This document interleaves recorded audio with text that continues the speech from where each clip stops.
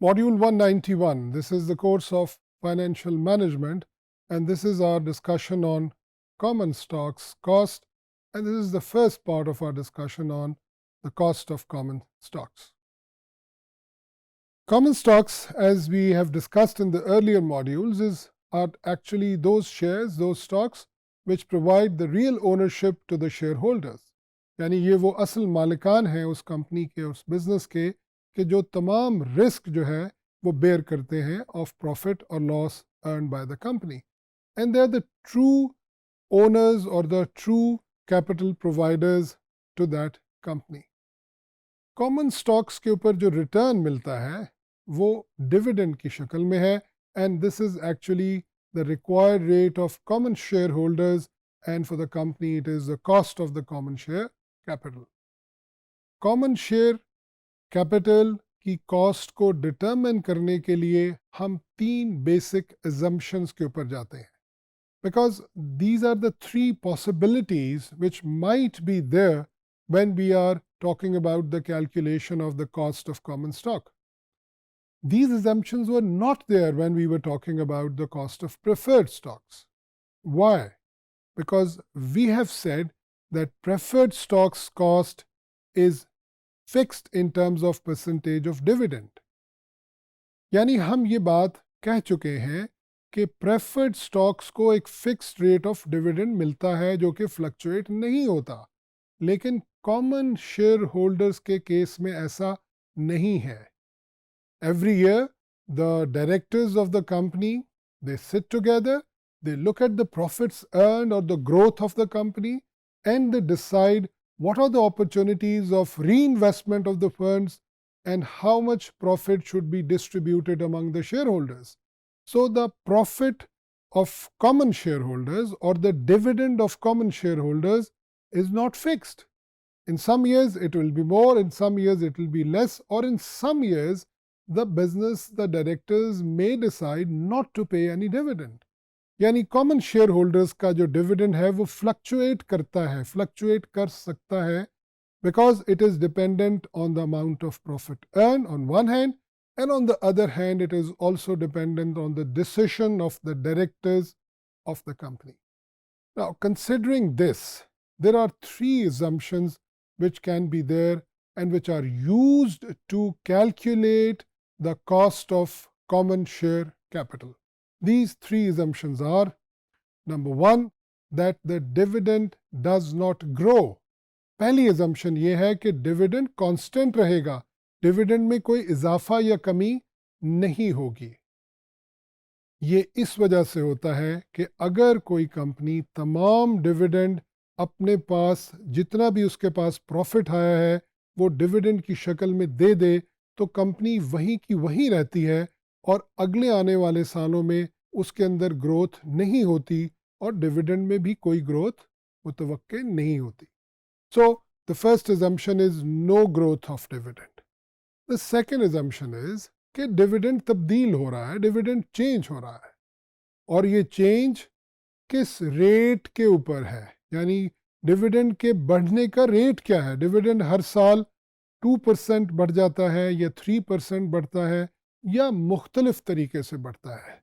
तो दूसरी एजम्पशन में हम ये सपोज करते हैं कि डिविडेंड की अमाउंट कांस्टेंट नहीं है, वो तब्दील हो रही है, लेकिन उसके अंदर जो इजाफा हो रहा है उस इजाफा होने की शरह या उसका रेट कांस्टेंट है.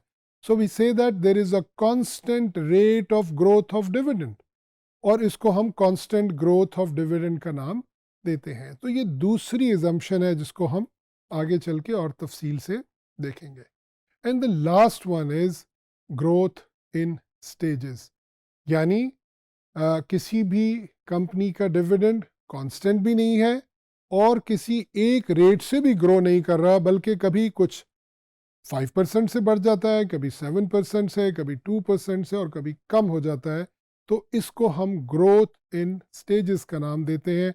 और इन तीनों अजम्पशंस के ज़रिए वन बाय वन हम डिविडेंड की कैलकुलेशंस को करते हुए cost of common stocks determine करते हैं.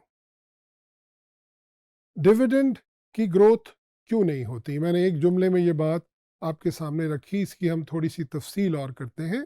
अगर एक कंपनी जो प्रॉफिट अर्न करती है वो प्रॉफिट अपने पास रिटेन कर ले तो उसकी कैपिटल की अमाउंट साइज बढ़ जाता है और अगले साल उस पे अमाउंट ऑफ प्रॉफिट और ज़्यादा होगा और उसके प्रॉफिट में ग्रोथ नज़र आएगी।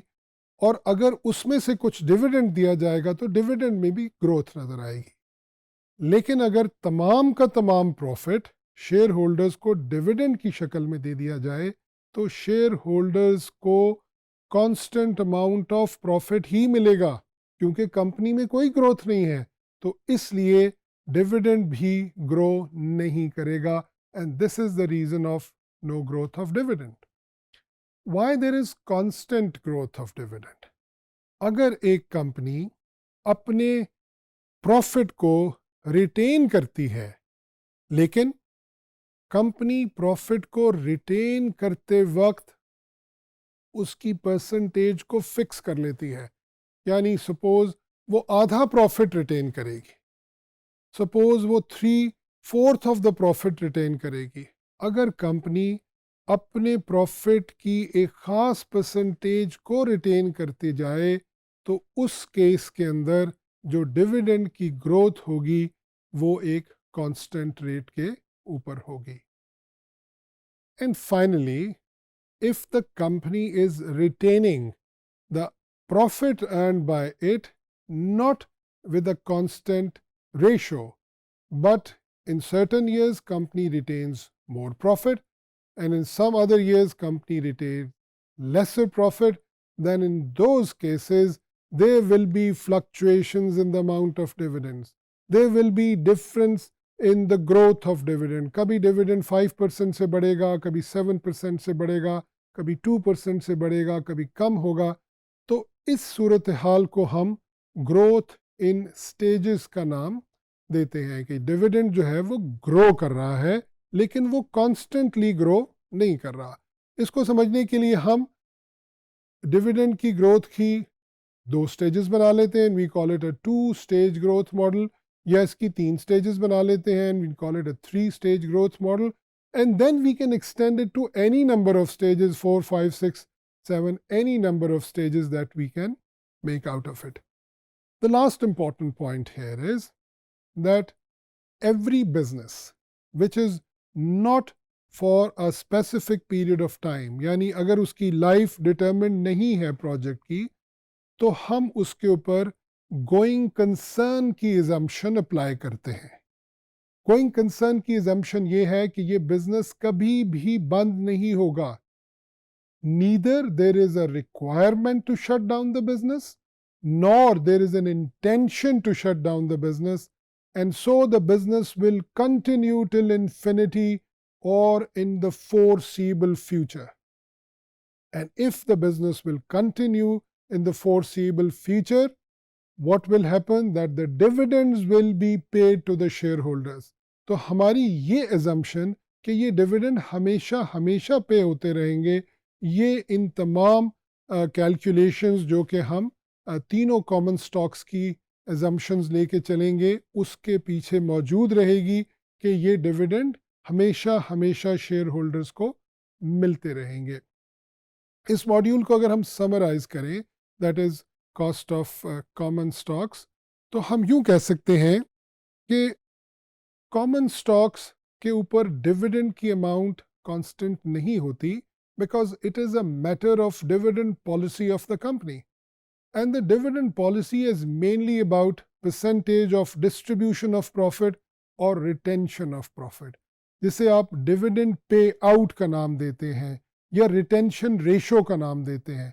So if the retention ratio और द डिविडेंड पे आउट कितने परसेंट प्रॉफिट डिविडेंड की शक्ल में पे किया गया, अगर ये बदलती रहे, तब्दील होती रहे, तो उसकी वजह से 3 बेसिक एजम्पशंस सामने आती हैं और उन तीनों एजम्पशंस को सामने रखते हुए हम अपने कॉमन शेयर्स की कॉस्ट को डिटरमिन करते हैं।